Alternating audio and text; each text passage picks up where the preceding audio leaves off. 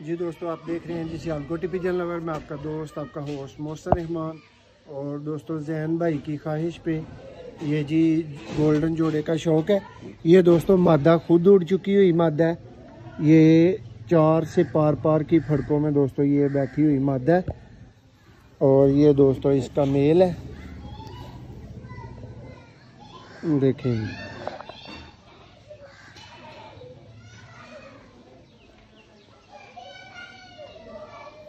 जेठी है दोस्तों गोल्डन कबूतर,